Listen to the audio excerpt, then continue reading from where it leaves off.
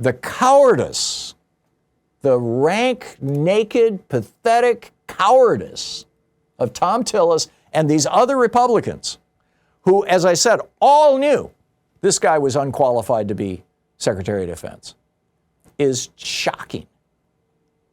And yet it's not. This is what the entire Republican Party has done. They have joined the cult. When Pete Hegseth was put forward as Trump's nominee for Secretary of Defense, there were all these accusations, that he had terrified his second wife, that he was threatening, not that he physically hit her, but that she was afraid of him, that she had safe words, she had an escape plan. And this is on top of, his having been unfaithful with his second wife, with the woman who became his first wife, with the woman who became his second wife, and then being unfaithful with his second wife, with the woman who became his third wife. In fact, they had a baby while he was still married to his second wife. All that kind of stuff, plus his alcoholism and going to strip clubs, running two small Koch brothers funded, apparently, or supported right-wing veterans groups into the ground, all this kind of stuff. But at the very end, the day before his testimony and the final vote, his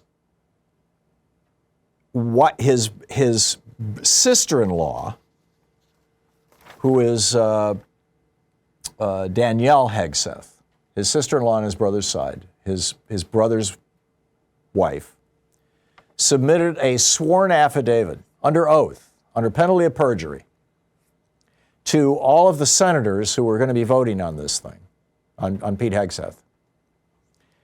And in that affidavit, she says that she has been assured that,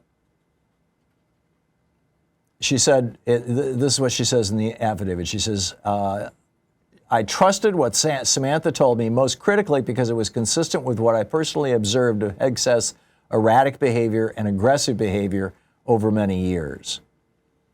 She goes on to say, I have been assured that making this public statement,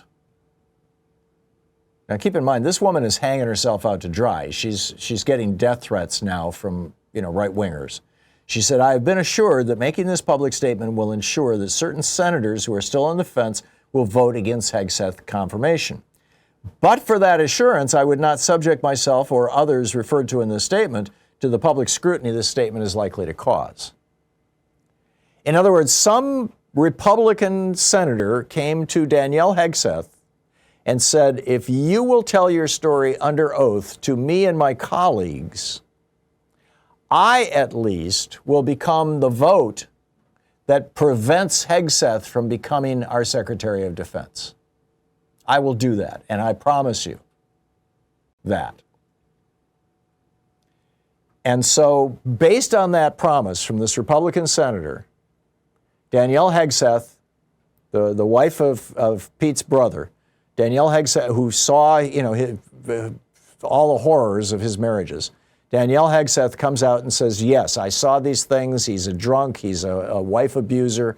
I saw it with my own two eyes. I'm saying this under oath. I swear this on, in front of God and the world, and you can prosecute me if I'm lying. And subjects herself to threats of violence against her family, to being doxxed, to being outed, to being harassed. She literally put her life on the line because this one Republican senator promised her that he would change his vote if she did this. Again, this is what she wrote in her under oath sworn statement. I have been assured that making this public statement will ensure that certain senators who are still on the fence will vote against Hegseth's nomination. But for that assurance, I would not subject myself or others referred to in this statement to the public scrutiny this statement is likely to cause. Now we know, according to reporting from the Wall Street Journal, who that Republican senator was.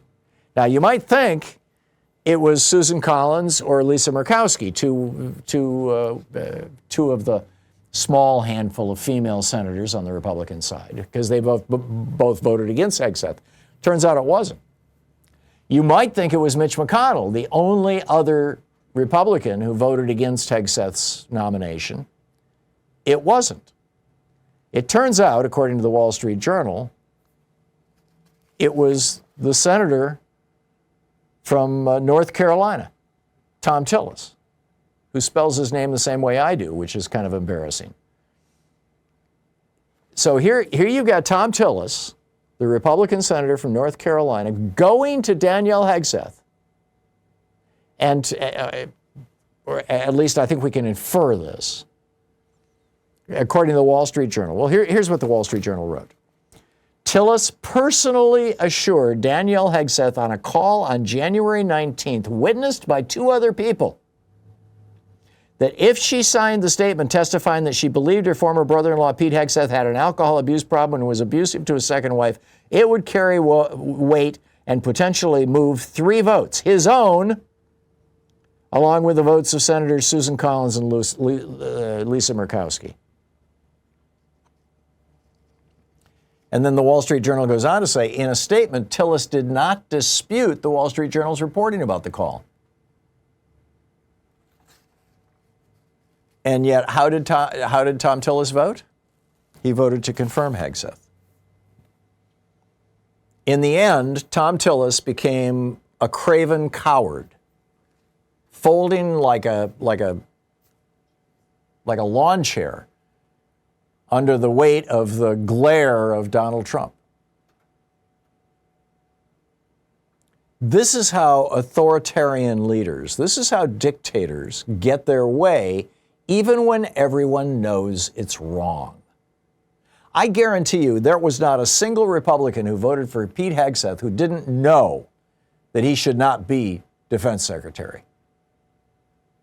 You could not pay attention, you could not pay the smallest amount of attention to the many charges that were made that were verified on the record, many of which Hegseth admitted to,